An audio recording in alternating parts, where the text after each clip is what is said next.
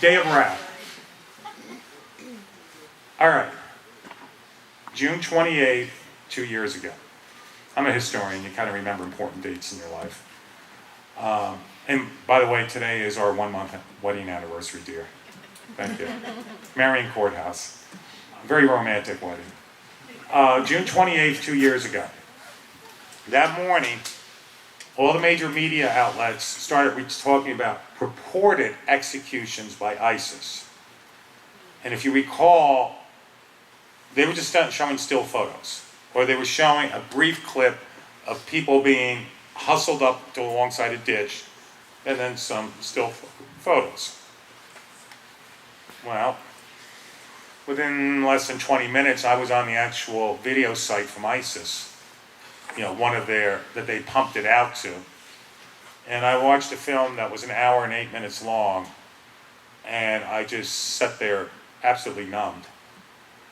Yeah, I'm a historian, all right? I've not been in combat, but I've been to Dachau. I teach courses on World War II. I've interviewed dozens who went through the camps or liberated them. I thought I'd seen everything that possibly could be bad that humanity could create. The one that really got me was Fox News was showing a vehicle being shot up on an Iraqi highway, but they didn't show what finally happened. You know, these ISIS killers wear GoPro cameras. So they're laughing and singing as they come up alongside an SUV. It was an orange SUV. And you catch a glimpse of the driver looking over, and then they just start hosing the vehicle down. The vehicle careens off the highway, comes to a stop, and they come to a stop, and they're still laughing, and they back up, and they machine gun the woman that's trying to crawl out of the back seat.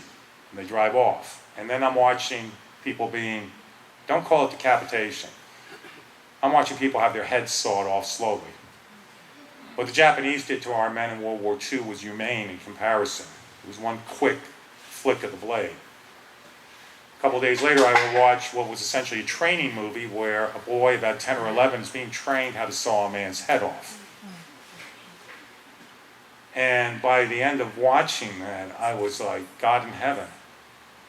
Now, on September 1st of 2004, Islamic terrorists seized a school in Beslan, Russia. They murdered over 300 children.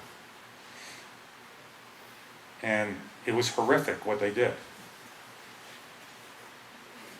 In fact, when Robin and I were buying the engagement ring a year and a half ago, the woman who was helping us at that store, I detected her accent, and I finally asked her, "Are you from Russia?" She said, "Yes." I said, "Where?" She said, "Beslan." And it was just like ice water. How many of you remember the Beslan incident in Russia? So comes the end of the day, Robin and I were going out to dinner, and I'm talking with her about it, and it's just like, I've just witnessed the worst nightmares ever.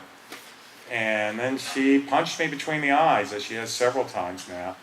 She hit me with, "I think God is telling you to write something." And I'll admit, I went home that evening, and I prayed, and I cried, and I tried to bargain. I felt like Lot, okay, if I can find 50, will you spare the city? How about 25? I love that scene. That's one of my favorite. Bargaining with God. I'm trying to bargain with God. Let me out of this one. And I kept hearing back, "No, you have to write this." And Robin reinforced it when she said, "Suppose this happens and you've not written the book. You'll be haunted. You'll feel responsible." With her help, we wrote the book in 3 weeks. First draft.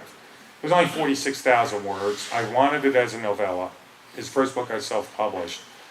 Robin was walking alongside of me. She handled the research. I've already read the Quran a couple of times. So she was going through the Quran and what are known as the hadiths. The hadiths are the teachings. In our Bible, it would sort of be the equivalent of, we have the 4 Gospels, which are about the actual life of Christ. But then later in Acts and Corinthians, we have the interpretations in a sense. This is what Christ said, this is what he meant. Well, if you get into the hadiths, I wish you were up here with me, I'd hand you the microphone. We're getting into details about how and when you can rape your prisoners and when you cannot. When you get into hadiths, it's not about 72 women. That is actually not true. It is said that you can, as however many you actually want. Robin sends me a hadith about that there's a slave auction in heaven, where you will go with your fathers and your ancestors, and any woman you desire shall be created. And then you'll bid for her, which just creeps me out. It's like, yeah, I'll be standing there with my dad and my grandfather. It's like, hey, she's pretty hot. Think how perverted, sick that is. And without her help and providing therapy at times, I never would have written the book. So I wrote it in 6 weeks. It's based on a real scenario. Frightfully, the scenario came true in December of that year in Pakistan, where Taliban seized a school that was very well protected and murdered over 130 children and a couple of faculty members. They took the favorite faculty member out, and in front of the children doused him in gasoline and set him on fire. Yeah. The mainstream media only picked up on the story for real on September 1st of that year.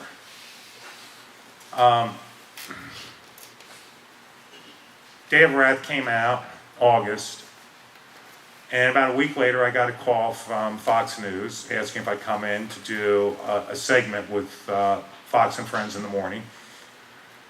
And I had about 2.5 minutes of camera time at 6:30 in the morning. So we have the rest of the day off. I padded in extra time, and when you do something like Fox, you have a contractual guarantee that you cannot go to another station for 24 hours. So I had written in an additional day for, us to be able to play tours, but hang out. And we were actually having lunch about 4 hours later, and the phone rings. It's from Fox, and the producer is like, "Are you still in town?" And I was like, "Yeah." And she said, "Can you come back and do time with Greta Van Susteren?" I was like, "Well, yeah." And she said, "Did you hear what happened?" And I was like, "No." She said, "They just executed a journalist." It wasn't until one of their own was killed that suddenly all media was, and there was a little part of me that was like, damn it. They had murdered tens of thousands of people just in the last 3 to 4 months. And only now, and I'm not denigrating at all the horrific death of that journalist, but it took that to finally get the media. While our leader was telling us that ISIL is the JV team and don't worry about it. Well, explain that to the Christians around Mosul who are literally being crucified every single day. Explain that to people who believe that because their prophet took a girl into wedlock at the age of 7, and we're not going to go into details here, but it's in the Hadiths. 7 years old. I show my students video because I can do it at a private Christian college. Instructional. How many of you seen the instructional video, How to Beat Your Wife? Anyone? Yeah. It's an instructional video, How to Beat Your Wife. Or how many of you ever seen Far For Nahu? You're getting me off topic here a bit, but I'm angry. How many of you seen the videos for Far? Do yourself a sad favor. Go on YouTube and run a search for Far For. Farfour. It's one word. He's a Mickey Mouse looking character like Barney, who at the end of the particular episode you'll see is beaten to death by an Israeli intelligence agent. And if you could see the entire, this is a children's show like Barney, in which our little hostess then laments the death of Farfour, and if you see the entire segment, then goes on to say, you want to get even? Go out and kill a Jew. That's the enemy. And they're going to bring it here. They already have. They're already here. So, I did a radio interview in Connecticut. out of Connecticut. It was about 5-6 months back. And when we got off air, I was talking with the host afterwards, and he said, you know how I found out about you? A state trooper has read your book, Day of Wrath. And we were talking about it, and then he got me to read the book, and so I set it up. And this guy really likes your work. I said, well, feel free to pass my contact info along. And I got a very lengthy email from that state trooper a couple days later. He was one of the first responders in the Newtown. He's a bomb disposal expert. His job, before they could move the 20 bodies of little children, he had to crawl and check each one for an IED. Because the killer had thrown some boxes around, small boxes that they thought might be IEDs. So before they could even remove these little bodies, they had to check them that there wasn't an explosive attached to them. And this trooper said to me, he said, you know, our governor, and the trooper's anonymous, obviously, he said, the governor's a flaming idiot. But we, the state police of Connecticut, are using Day of Wrath as a training manual. Because we expect that's how we're going to be hit someday. It's not going to be 20 people, it's going to be 300 or 400.